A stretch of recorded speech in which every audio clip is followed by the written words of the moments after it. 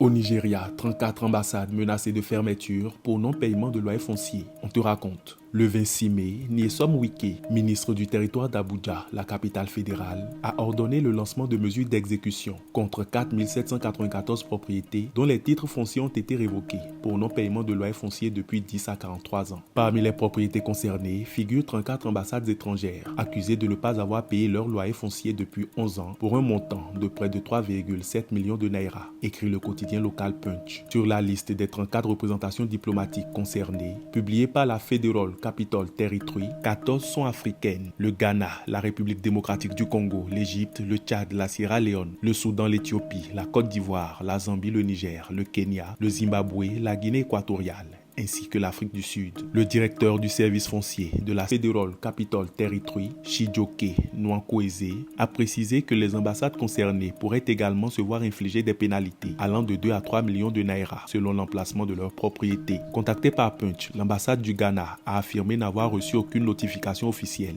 à ce sujet. Le Haut Commissariat a pris note de la publication mais n'a reçu aucune communication officielle. Nous allons nous rapprocher du ministère des Affaires étrangères à ce sujet, a indiqué la mission diplomatique. Je ne suis pas au courant de la situation, je ne suis pas au bureau pour le moment, mais à mon retour, j'en informerai mes supérieurs afin qu'ils puissent vérifier, a quant à lui déclaré un responsable de l'ambassade de la Sierra Leone au Media Punch. Le président Bola Tinubu a accordé un délai de grâce de 14 jours qui a expiré le lundi 9 juin. Face à la menace d'expulsion, des voix se sont élevées pour appeler à la prudence, invoquant la Convention de Vienne de 1961 qui garantit l'inviolabilité des missions diplomatiques. Cela ne signifie pas que les ambassades ne doivent pas respecter les règlements municipaux, notamment ceux liés à la propriété, mais l'affaire mérite une gestion diplomatique prudente, a déclaré Ogbole Amedou Ode, ancien ambassadeur du Nigeria au Mexique.